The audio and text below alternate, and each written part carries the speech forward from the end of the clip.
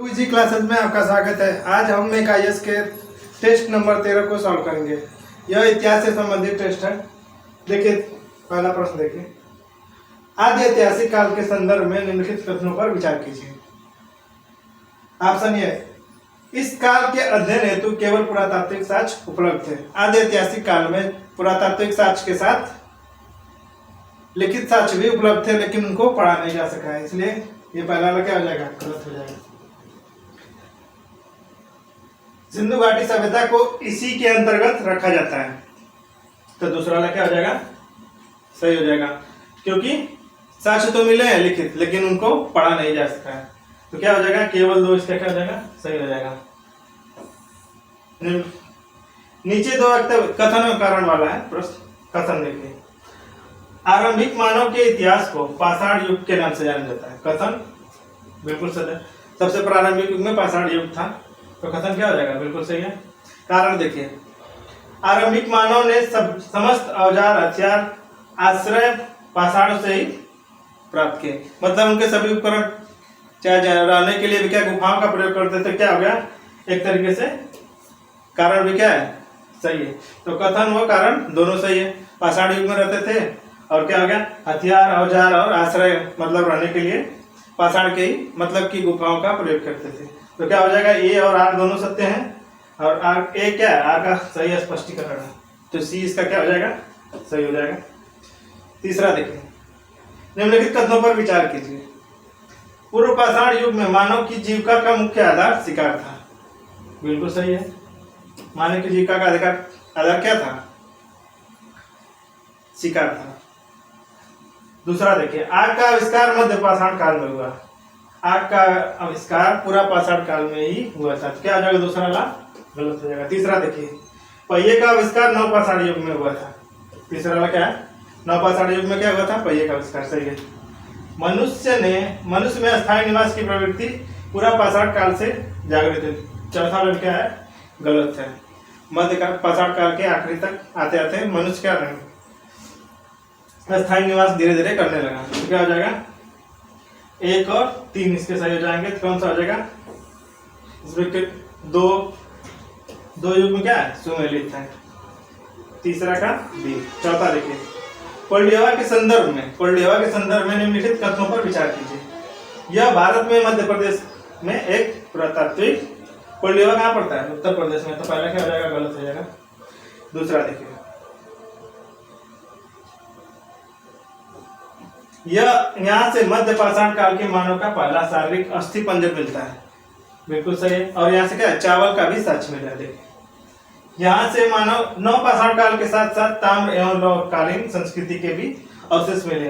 तीसरा वाला भी क्या है, लौहकालीन भी यहाँ संस्कृति के अवशेष मिले हैं, और ताम्र पाषाण कालीन भी संस्कृति के अवशेष मिले हैं। तो 2 और 3 20 का सही है, तो कौन सा हो जाएगा, उत्तर नंबर बी। सुमेलित करना है। देखिए, जगह का नाम दिया हुआ है और कहां से संबंधित है उसे मिलाना है। तो ये बागौर कहां से है, राजस्थान का बागौर। और देखिए, लंगनाज कहां का है, लंगनाज किससे है, गुजरात से है। आदमदवा कहां है, दमदवा कहां है, उत्तर प्रदेश से संबंधित है।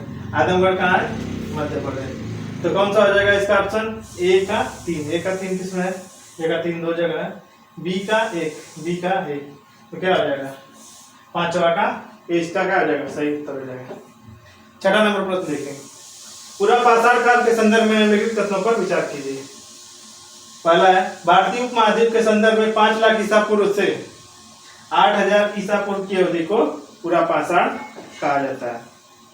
छठा का देखिए, तो क्या हो जाएगा इसका, केवल छठा का क्या है, ये वाला क्या है, सही है। दूसरा देखिए, इस काल का मानव कछुओं एवं मछलियों से परिचित नहीं था। दूसरा वाला क्या है, गलत है। मानव क्या था, कछुआ वह नदियों के किनारे निवास करता था, तो मछलियों को जाहिर सी बात है कि हो जाएगा, तो क्या हो जाएगा, दूसरा वाला गलत हो जाएगा, क्या हो जाएगा, पहला सही हो जाएगा। इसका उत्तर क्या हो जाएगा, उत्तर नंबर डी। 7वां देखिए, सुमेलित करना है, कौन सा स्थान कहां से संबंधित है। तो बोला कि अतीर पक्कम कहां से है, तमिलनाडु से है। हुंसगी बैचर घाटी कहां से है, कर्नाटक से संबंधित है। ज्वालापुरम कहाँ से है? आंध्र प्रदेश से संबंधित है। और ईसमपुर कहाँ से है? महाराष्ट्र से संबंधित है। तो एक का दो कहाँ है? दो जगह है। बी का एक का दो, बी का एक। तीसरा नंबर ऑप्शन क्या हो जाएगा? सही है, ऑप्शन सी इसका सही है। चौथा देखिए, सुमेलित करना है इसको। बोल रहा है बागौर से क्या मिला है? देखिए, बोलजोन से क्या मिला है? गढ़तवास गड्ढे। हस्तिनापुर से कांच की चूड़ियां। चिराग से क्या मिले हैं? हड्डी के औजार। और बागौर से पशुपालन के साथ। तो कौन सा? आठवां का क्या हो जाएगा?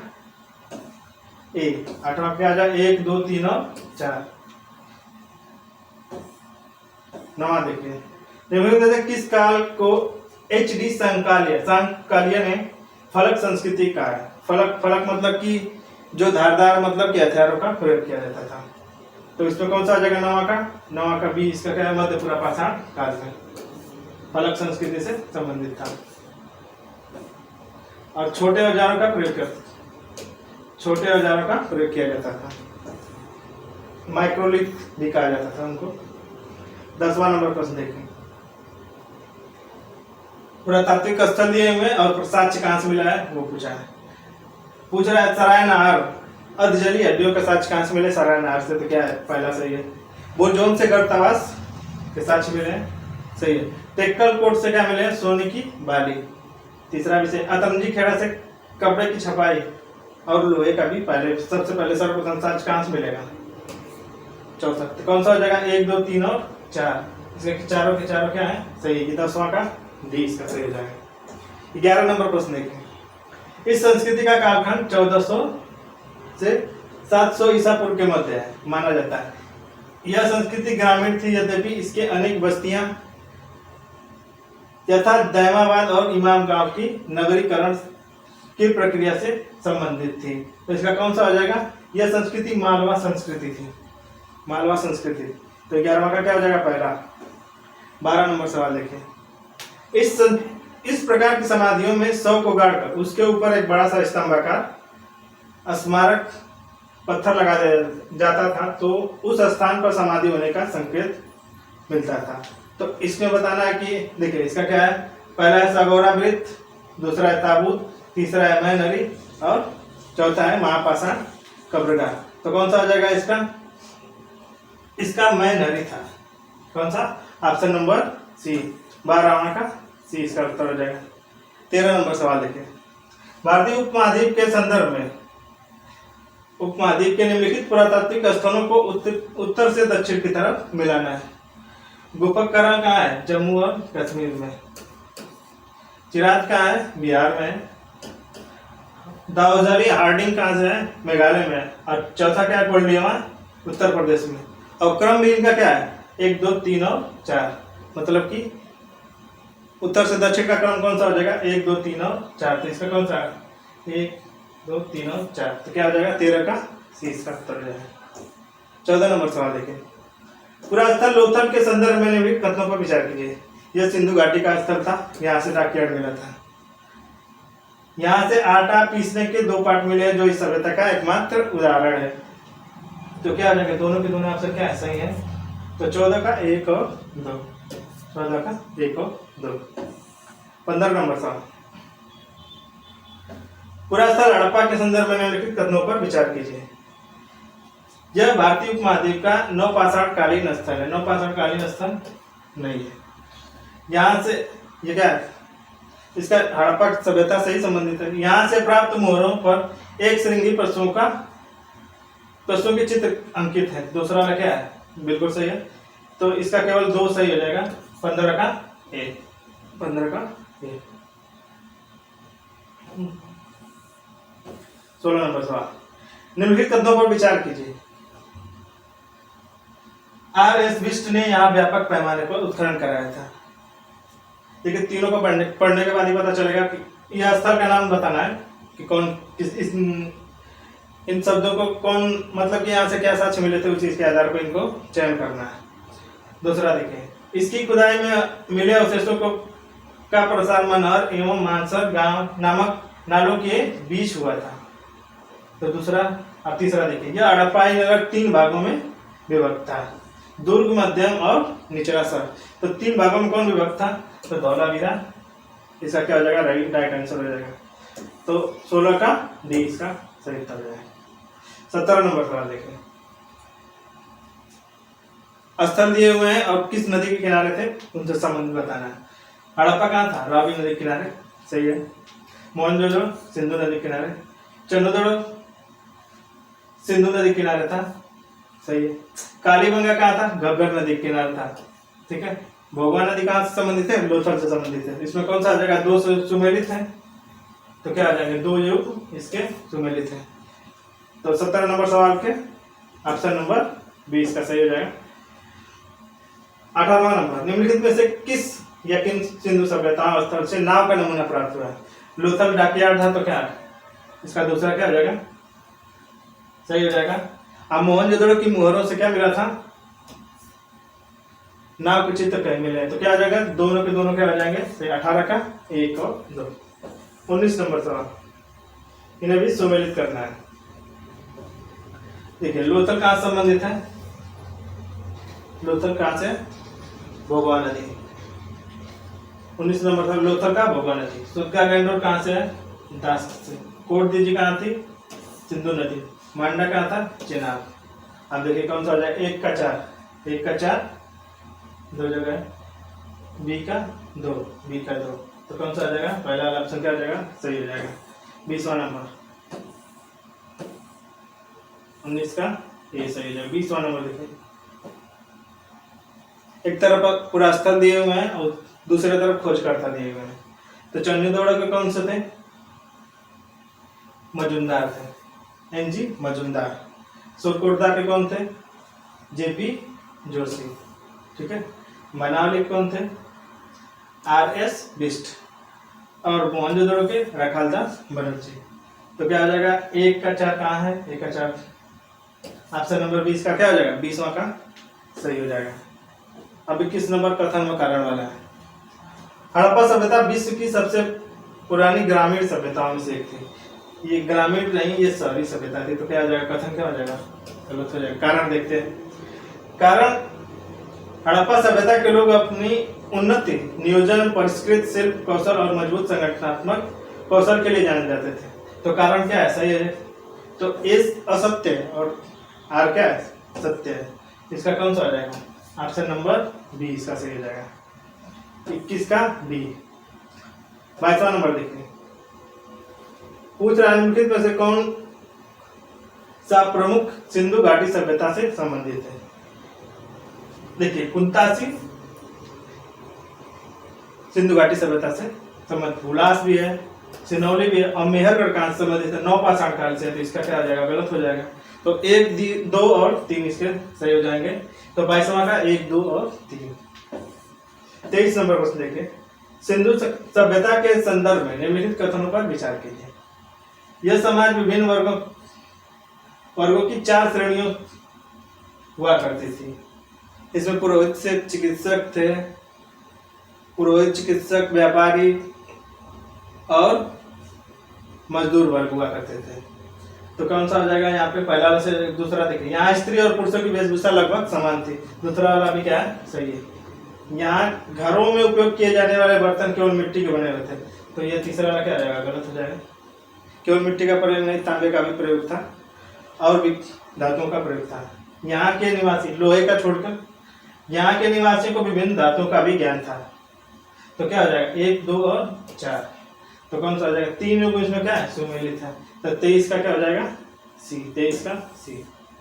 24 नंबर देखिए, निम्नलिखित कौन सा सिंधु घाटी सभ्यता स्थल है? देखिए, देसलपुर, कुंतासी, अली मुराद और खड़वी। 1, 2, 3, 4 चारों क्या है? सिंधु घाटी सभ्यता से संबंधित है। तो क्या हो जाएंगे?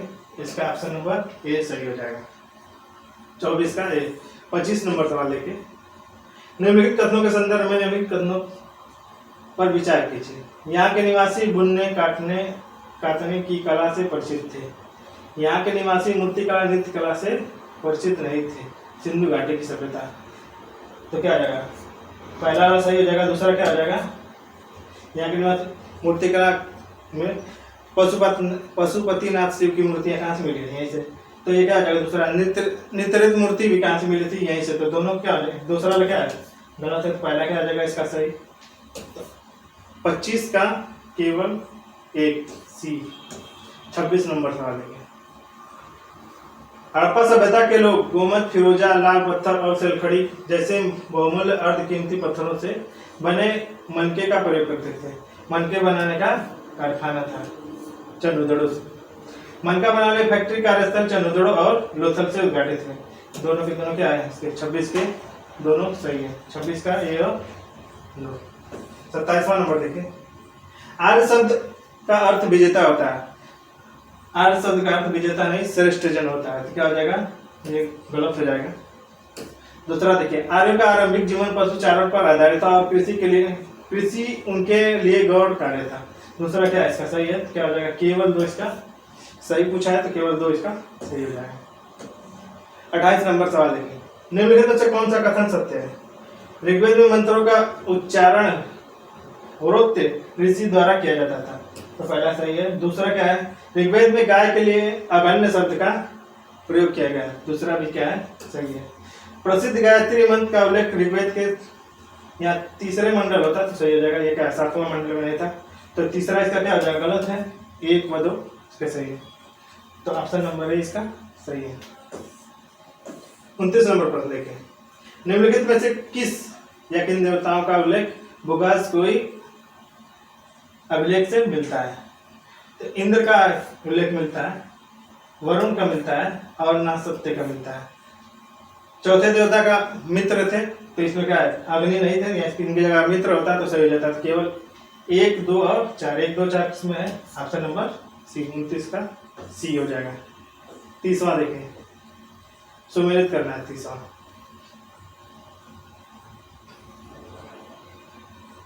मैक्स मूलर को पूछा है कहाँ से, मतलब कि कहाँ से, मतलब कि इतिहासकारों का मत है कि आर्य कहाँ से संबंधित है।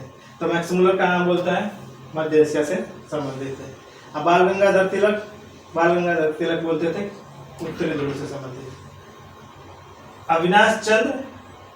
डॉक्टर अविनाश चंद्र बोलते थे कि इनका संबंध क्या सप्त सैंधव प्रदेश से था। दयानंद सरस्वती का बोलते थे तिब्बत से संबंधित है। तो इसका कौन सा आ जाएगा, 1 का 3, 1 का 3, बी का 2, 1 का 3, बी का 2, 1 का 3, बी का 2। तो बी इसका ऑप्शन क्या हो जाएगा, सही हो जाएगा। 31 नंबर सवाल देखो। निम्नलिखित में से कौन सी नदियां ऋग्वैदिक कालीन सप्त सैंधव से संबंधित है। सरस्वती एवं सिंधु। गंडक नहीं संबंधित थी और गंगा। तो क्या हो जाएंगे 1 व 2। 31 का 1 व 2 सही हो जाएगा। 32वां नंबर सवाल देखिए। निम्नलिखित से कौन सा ब्राह्मण ग्रंथ ऋग्वेद से, कौन सा ऋग्वेद का ब्राह्मण ग्रंथ है। तो ऐत्रेय और प्रसिद्ध की क्या है, ऋग्वेद के ब्राह्मण ग्रंथ है। ये किसके हैं, ये सामवेद के हैं। तो क्या हो जाएगा 3 व 4। 32 का 3 व 4। 33वां नंबर पूछा है। पहला देखिए क्या है, परुश्री। रावि का क्या मतलब कि परुश्री नाम था, प्राचीन का आधुनिक नाम से और प्राचीन नाम से संबंधित। वितस्ता किसका था, झेलम का था। तो ये दूसरा क्या हो जाएगा गलत। और सदानीरा क्या, गंडक का नाम था सदानीरा। और अस्कनी और चनाब का नाम था, तो क्या हो जाएगा 1 व 4। तो मतलब कि 2 युग क्या है सुमेलित है, 2 युग असुमेलित है। 34वां नंबर प्रश्न देखिए। निम्नलिखित कथनों पर विचार कीजिए। ऋग्वैदिक काल में बलि एक प्रकार का कर था जो प्रजा द्वारा स्वेच्छा से राजा को दिया जाता था। बिल्कुल सही। ऋग्वैदिक काल में व्यापार मुख्यतः वस्तु विनिमय द्वारा होता था। दोनों के दोनों क्या है सही है। तो क्या हो जाएगा 1 व 2। 34 का 1 व 2। 35वां नंबर देखिए। पूछ रहा है अवल का अर्थ मतलब क्या था।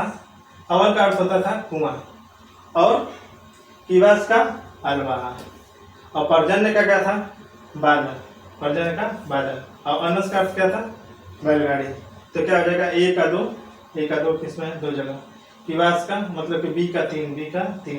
तो ऑप्शन नंबर डी इसका क्या हो जाएगा 35वां और 35वां प्रश्न का क्या हो जाएगा डी सही उत्तर है। अब देखिए क्या है, विवाह का संबंधित है। पूछा है कि ब्रह्म विवाह, ब्रह्म विवाह का मतलब क्या था? पहला देखिए, सभी तो इसमें सो नहीं हो पा रहे हैं, इसलिए हम नीचे ही पहला ये पढ़ के उसके बाद पता करते हैं। वर स्वयं कन्या के पिता से कन्या मांगकर विवाह करता था। ये किससे संबंधित था? वर स्वयं कन्या के पिता से, वर स्वयं कन्या के पिता से कन्या मांगकर विवाह करता था। इसका किससे संबंधित था? प्रजापत्य विवाह था, ये प्रजापत्य विवाह था। अब देखिए दूसरा क्या है, कन्या के पिता द्वारा यज्ञ कार्य हेतु अथवा 2 गाय के बदले अपनी कन्या का विवाह किया जाता था। तो क्या आ जाएगा? इसका क्या था? आर्ष विवाह था ये। अब देखिए तीसरा, दूसरा का सी, दैव विवाह। दैव क्या था? यज्ञ कराने वाले पुरोहित के साथ कन्या का विवाह क्या था? दैव विवाह था। अब देखिए, कन्या के वयस्क होने पर उसके माता पिता द्वारा योग्य वश खोजकर उससे अपनी कन्या का विवाह कराना किससे था? ब्रह्म विवाह था। तो क्या हो जाएगा? ए का 4 हो जाएगा। ए का 4 कहाँ है? ए का 4, बी का 3, 3 का, सी का 2 और डी का 1। तो 36 नंबर का क्या हो जाएगा? बी ऑप्शन सही हो जाएगा। 37वां नंबर पर देखिए, सामवेद के संदर्भ में निम्नलिखित कथनों पर विचार कीजिए। सामवेद, इसे ब्रह्मवेद अथर्ववेद को कहा जाता है। दूसरा क्या है? गलत। यह चारों वेदों में आकार की दृष्टि से सबसे बड़ा नहीं, सबसे छोटा है। तो क्या हो जाएगा? दोनों क्या है? गलत है। न तो 1 न तो 2। 37 का न तो 1 न तो 2। अब देखिए 38वां को सुमेलित करना है। पूछ रहा है सूत किससे संबंधित था? सूत क्या था? राजा का सारथी था। अब देखिए, बाघदूत क्या था? कर संग्रह करता था। संग्रहिता क्या था? कोषाध्यक्ष था। और छता क्या था? प्रतिहारी था। तो ए का 3, बी का 1, ए का 3, बी का 1 क्या आ जाएगा? सही हो जाएगा। तो 38 नंबर का क्या हो जाएगा? ए, इसका ऑप्शन सही हो जाएगा। 39वां नंबर देखिए, पूछा पुरोहित से संबंधित है। तो ऋग्वेद के पुरोहित को क्या कहा जाता था? पुरोहित कहा जाता था। ठीक है। अब देखिए दूसरा क्या है, सामवेद का क्या कहा जाता था? उद्गाता। और यजुर्वेद का क्या कहा जाता था? अधार्यो। और अथर्ववेद का ब्रह्म। तो क्या हो जाएगा? एक का दो, दो जगह है। बी का 3, एक का 2, बी का 3 क्या आ जाएगा? 39 नंबर का डी ऑप्शन क्या हो जाएगा? सही हो जाएगा। अब देखिए 40वां प्रश्न और आज का लास्ट प्रश्न है। वैदिक काल में अश्वमेध यज्ञ राजा द्वारा साम्राज्य की सीमा की वृद्धि के लिए घोड़े को स्वतंत्र रूप से छोड़ दिया जाता था। तो 40वां क्या हो जाएगा? पहला ऑप्शन सही है। राष्ट्रीय युद्ध में राजा द्वारा अपनी शक्ति का प्रदर्शन करने के लिए रथ दौड़ का आयोजन किया जाता था। दूसरा क्या है? राष्ट्रीय क्या है? मतलब कि राजा को अपना जब पद ग्रहण करता था, मतलब कि शपथ लेता था, तब यह किया जाता था। क्या हो जाएगा? पहला क्या हो जाएगा? इसका सही हो जाएगा। दूसरा क्या है? गलत है, केवल 1 इसका